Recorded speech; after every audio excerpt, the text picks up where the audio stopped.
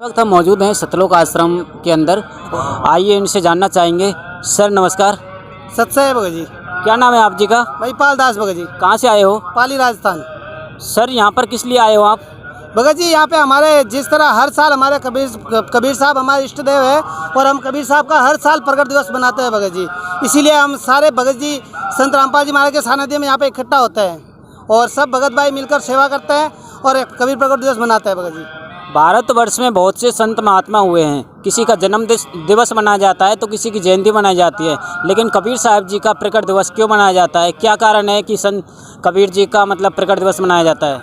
इसका भगत जी मुख्य कारण है कि आज से 625 साल पहले कबीर साहब हमारे स्वयं शरीर सतलोक से चलकर आए थे भगत जी, और उन्होंने किसी माँ के पेट से जन्म नहीं लिया, उनका प्रकट हुआ, वो शरीर प्रकट हुए, इसीलिए हम उनका प्रकट दिवस मनाते हैं भगत जी।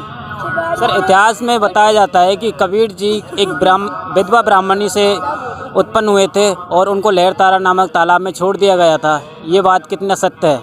ये भगत जी ये बात एक हमारे जो ब्राह्मण थे उन्होंने बताया, हमें पूरा ज्ञान नहीं बताया गया, लेकिन कबीर सागर जो हमारे संत रामपाल जी ने हमें खोल के दिखाई है भगत जी, उसके अंदर प्रमाण देके बताया है कि वो परमात्मा से शरीर आते हैं और कंवारी गाय से उनकी उत्पत्ति होती है, कंवारी गाय के दूध से उनकी उत्पत्ति होती है भगत जी।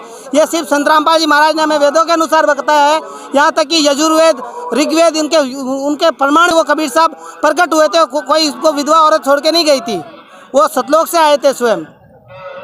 सर सतलोक से शेष शरीर कैसे आ सकते हैं? यहाँ पर जितने भी बड़े बड़े अवतार हुए हैं उनको किसी न किसी माँ से जन्म लेना पड़ता है, तो कबीर जी ने माँ से जन्म क्यों नहीं लिया?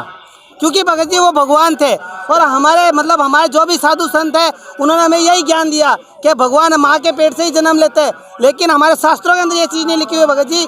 हमारे शास्त्र के अंदर कृष्ण भगवान जी ने अर्जुन को बताया था कि वो परमात्मा से शरीर आते हैं और उनकी उत्पत्ति कंवारी गाय से होती है। और आज आप कोई भी किसी भी भगवान की हिस्ट्री उठा के देख लो, उन्होंने कंवारी गाय की उनकी उत्पत्ति नहीं हुई। कृष्ण जो हमारे कबीर परमात्मा थे उन्होंने बिना बैल टच किए हुए उनकी कंवारी गाय का दूध पी के उनकी परवरिश हुई थी भगत जी।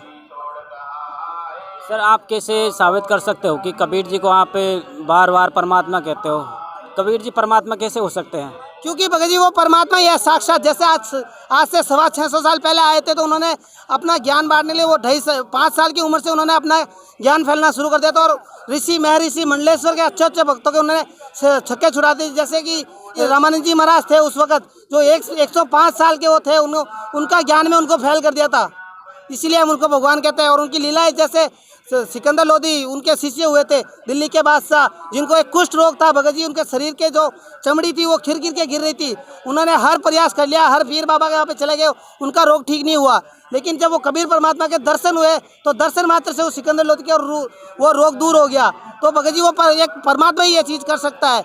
उस समय कमाल को जीवित किया से उसके सिकंदर लोधी के गुरु के कहने पर कमाल को जीवित किया, कमाली को जीवित किया, जो कोई नहीं कर सकता भगत जी, वो कबीर परमात्मा ने कहते हैं। और ये लीला सब परमात्मा ही करते हैं, इसीलिए हम कबीर साहब को परमात्मा कहते हैं। सर आपने बताया कि कमाल को जीवित किया, कमाली को भी जीवित किया, जबकि जो शास्त्र हैं उनमें बताया गया है कि कबीर जी की 2 संतानें थी, एक का नाम कमाल था और एक का नाम कमाली था। तो कबीर जी की पत्नी का नाम क्या था? कबीर जी की कोई शादी थी नहीं भगत जी, वो उनकी शादी हुई नहीं। वो उनके जो माता पिता थे, 2 मुँह बोले माता पिता थे और 2 बच्चे थे उनके जो मुँह बोले थे, जिनको कबीर परमात्मा ने खुद जीवित किया था, उनकी पत्नी नहीं थी। आपका कहने का मतलब है कि कबीर जी की कोई पत्नी नहीं थी और कमाल और कमाली को मृत जीवित किया था। हाँ भगत जी, हाँ भगत जी। बहुत बहुत धन्यवाद आपका। सत्य है भगत जी।